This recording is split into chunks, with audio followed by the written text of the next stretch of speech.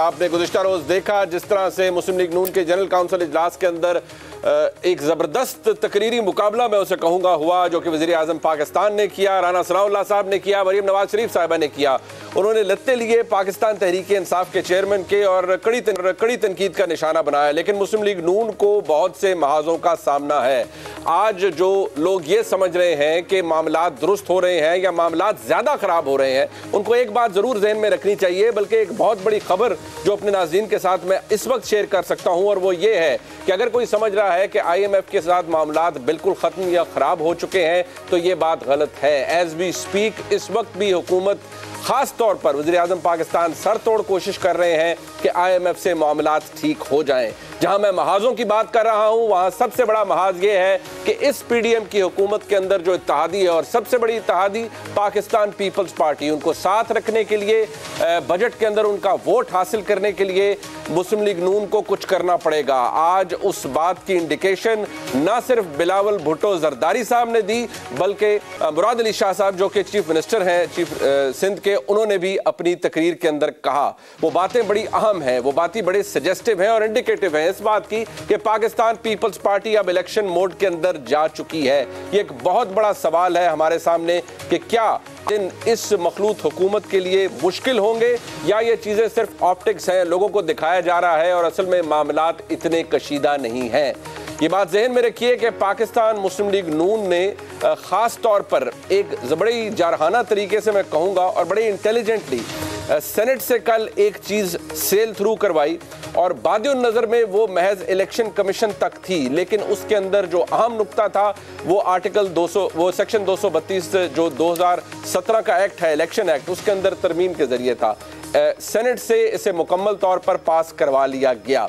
याद रहे कि इलेक्शन कमीशन ऑफ पाकिस्तान ने जब सुप्रीम कोर्ट ने 1 मार्च 2023 का फैसला दिया था, उसके बाद एक तवील खत लिखा था स्पीकर नेशनल असेंबली को कि जो हुक्म सुप्रीम कोर्ट की जानिब से आया है वो अल्ट्रा वायरीज है, वो ऐसा काम नहीं हुआ जो कि आइन और कानून के टच स्टोन्स पर आता है, लिहाजा इस मामले को देखना चाहिए पार्लियामान को और सूटेबल तरमीम करनी चाहिए।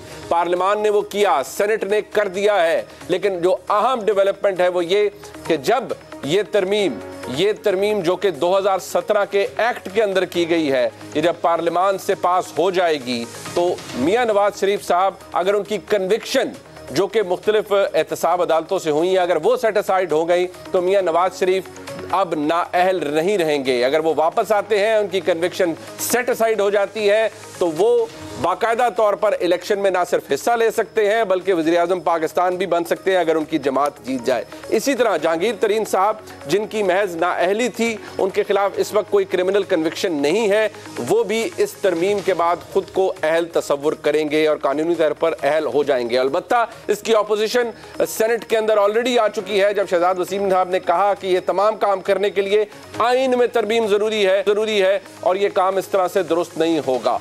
लेकिन क्या हुकूमत को इस बात का इदराक है कि पीपल्स पार्टी उसे वोट देगी? गो के जब किसी एक्ट ऑफ पार्लियामेंट के अंदर जब तरमीम की जाती है तो वहाँ पर इतनी ज़्यादा 2/3 अक्सरियत तो बिल्कुल दरकार नहीं होती, वो आइन में तरमीम के लिए है, आपको एक सिंपल मेजॉरिटी चाहिए। लेकिन क्या हुकूमत चाहेगी कि पीपल्स पार्टी के वोट लेने के लिए उसे कोई बहुत ज़्यादा मेहनत करनी पड़े? इसलिए क्योंकि बिलावल भुट्टो जरदारी साहब का मूड बड़ा जारहाना है और उनके गिले और शिकवे भी जायज़ नज़र आते हैं। अब सबात में खिताब कर रहे थे तो उन्होंने क्या कहा, सबसे पहले ये सुन लीजिए। वज़ीर आज़म की नीयत पर उन्हें शक नहीं, लेकिन वज़ीर आज़म के गिर्द जो लोग हैं उनकी नीयतों पर शायद उन्हें शक है या उनकी कमिटमेंट पर शक है। बिलावल साहब क्या फरमा रहे थे, जरा सुनिए। साहब ने अपना बजट तो पेश किया है, इसमें पाकिस्तान पीपल्स पार्टी का कम इनपुट है। मैं वजीर आजम साहब से रिक्वेस्ट करूंगा कि उनकी टीम में वो जो लोग हैं जो वजीर आजम के जो वादे हैं वो पूरे नहीं करवा रहे हैं, उनसे वजीर आजम को हिसाब लेना चाहिए। अगर मुस्लिम लीग ये चाहता है कि पाकिस्तान पीपल्स पार्टी भी इस बजट पे वोट डाले तो सैलाब मुतासरीन के फ्लड रिकंस्ट्रक्शन के खर्चे के बगैर ये हो नहीं सकता। आपने बिलावल भुट्टो जरदारी साहब की ये गुफ्तगू सुनी, आज सवात के अंदर मौजूद थे। मैं अपने मेहमानों का तारुफ करवा देता हूँ। हमारे साथ मौजूद हैं जनाब मुसद्दिक मलिक साहब, सीनियर रहनुमा हैं पाकिस्तान मुस्लिम लीग नून के, वज़ीर मुमलिकत हैं पेट्रोलियम के। बहुत शुक्रिया मलिक साहब आपका। शोएब शाहीन साहब हमारे साथ मौजूद हैं, एक्स प्रेसिडेंट हैं इस्लामाबाद हाई कोर्ट बार के, सीनियर वकील हैं। आदिल शाहजेब साहब मुल्क के नावर सहाफ़ी हमारे साथ मौजूद हैं। कायरा साहब ने बड़ी मेहरबानी की हमें ज्वाइन किया फ़ोन पर। अब सबसे पहले मैं मुसद्दिक मलिक साहब आपका व्यू पॉइंट इस पर इसलिए लेना चाहूँगा, ये अहम है क्योंकि अभी इत्तेहाद तो है नहीं, मखलूत हुकूमत है and we are heading towards the election. Bilawal साहब का ये कहना इसकी बड़ी अहमियत है, लेकिन वो आपसे नाराज़ हैं ना सिर्फ इस बात पर कि जो वादे किए गए वो पूरे नहीं हो रहे, और आज मुराद अली शाह साहब ने भी कहा कि 80% रिलीफ सैलाब मुतासरीन को सिंध हुकूमत ने दिया है। आपने कमिटमेंट बहुत की लेकिन वो ऑनर नहीं हो रही। वज़ीर आज़म तक ये तमाम बातें पहुँच चुकी हैं। क्या वज़ीर आज़म कुछ मेयर्स ऐसे लेंगे जिनसे ये कम से कम साबित हो सके कि पाकिस्तान मुस्लिम लीग नून वो कमिटमेंट ऑनर करने के लिए संजीदा है? क्योंकि बिलावल साहब को आपके वज़ीर आज़म के इर्द गिर्द जो लोग हैं उनसे भी शिकायत है। जी, मुझे तो ऐसा कोई तासुर नहीं है। मैं काबीना के इजलास में भी बैठता हूँ और बिल्कुल अभी कल परसों शायद हम इकट्ठे थे बाकू में, हमारे जो कॉमर्स के वज़ीर हैं उनके साथ, जो हमारे इंडस्ट्रीज़ के वज़ीर हैं उनसे मेरे बड़े करीबी ताल्लुकात हैं। कायरा साहब से भी मुलाकात रहती है वक्तन फ़वक्तन। ये जो नाराज़गी वाला तासुर है जो आपने अभी फ्रेम किया है, मुझे तो नज़र नहीं आया। अगर आप किसी जलसे में ये कहते हैं कि हम कुछ और हमारे मुतालबात हैं और अभी बजट के ऊपर डिबेट जारी है और हम समझते हैं कि थोड़ी एलोकेशंस जो हैं वो इस रुख नहीं बल्कि इस रुख होनी चाहिए और हम उस पर इसरार करेंगे, तो इसमें कोई हर्ज नहीं है। ये तो हम आपस में भी जब बैठते हैं, मसलन मेरे भी कुछ सर आप जो फरमा रहे हैं तासुर और होना, लेकिन गुजारिश ये है कि वो तो ये कह रहे हैं कि अगर आपने बजट पास करवाना है और हमारे वोट लेने हैं तो फिर जो डिमांड है उसको पूरा कीजिए। इन दोनों बातों में बड़ा फ़र्क है। नाराज़गी चले आप उसे प्ले डाउन बिल्कुल करें, मेरी एक अपनी एजम्पशन हो सकती है या मेरा एक ओपिनियन हो सकता है, लेकिन जो आप फरमा रहे हैं उतना सादा भी शायद ये मामला नहीं है।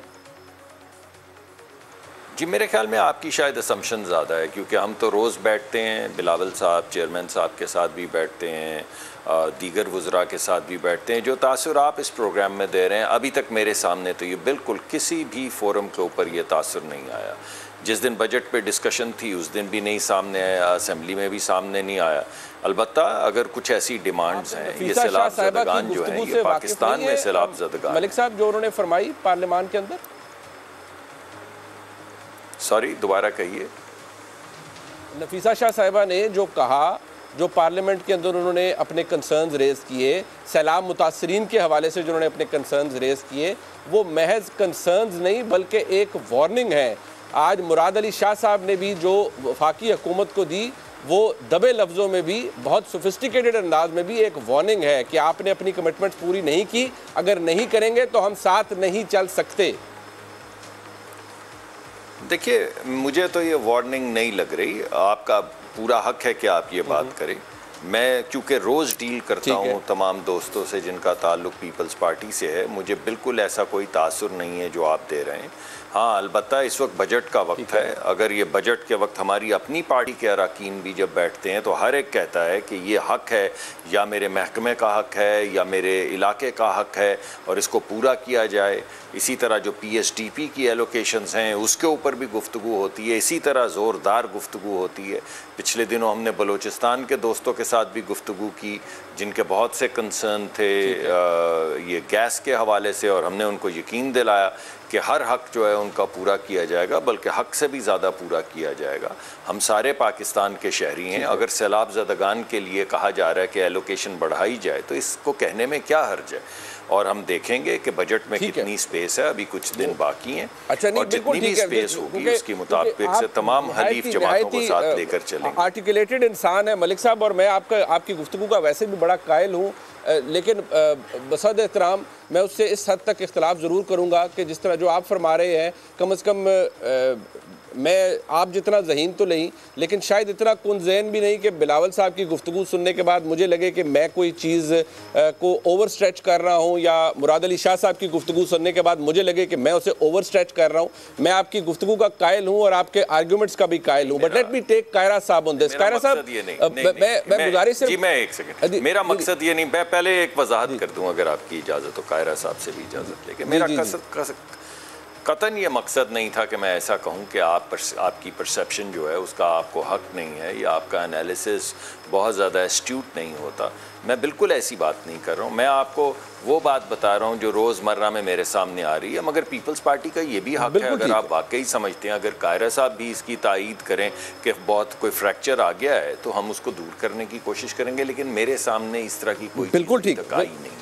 Makes perfect sense to me, but let me take Kiara साहब on this. कायरा साहब, बहुत शुक्रिया। अब मुशीर वज़ीर आज़म के मुतादिद हुकूमतें देखी, सब कुछ देखा है सर, बट मुझे बिलावल साहब की गुफ्तगू से आज लगा कि वो इस बात से, ये उनका बड़ा जेन्युइन कंसर्न है। सैलाब ने बहुत बड़ी पैमाने पर तबाहकारी हुई, सिंध के अंदर बहुत बुरी तरह इफेक्ट हुआ।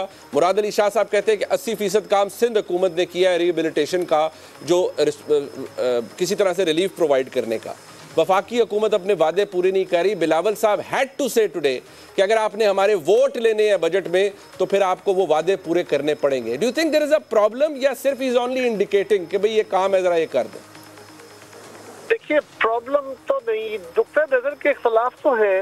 देखिए, हम मुख्तलिफ जमातें हैं, मुस्लिम लीग अलग जमात है, हम अलग जमात हैं, JUI अलग जमात है, सबके अपने अपने मंशूर हैं, अपने अपने एरियाज ऑफ इंटरेस्ट हैं।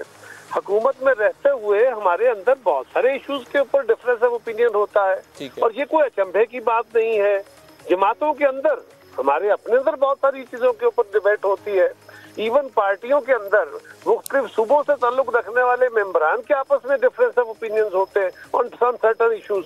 ठीक है, यहाँ पे हुकूमत के अंदर रहते हुए बिल्कुल हर जमात का ये इशू है। सिंध का एक खास इशू ये है कि जो फ्लड के अंदर वो सूरत हाल इतनी खराब हुई, हमने वहाँ पे काम शुरू किया, तो जो वहाँ पे रिलीजेस होनी थी, जो प्रोमिसेस हुए, NDMA के जरिए जो काम किया गया, सिंध गवर्नमेंट को जो देने थे, वज़ीर आज़म साहब ने जो ऐलानात फरमाए, अब क्योंकि इस साल का बजट क्लोज हो रहा है, जून का महीना चल रहा है, ठीक है, तो हमारी जो मीटिंग थी उसमें मेजर इशू ये था कि फ्लड के दिनों में वहाँ पे जो वादे किए गए थे, और वहाँ पे इतने लोगों के घर गिरे, वहाँ हुआ था कोई $16 बिलियन का, जिसमें से $8 बिलियन कोई हमारे फॉरेन जो डोनर्स थे वो देंगे, और $8 बिलियन हमने लोकली जनरेट करने हैं और अगले सालों में करने हैं।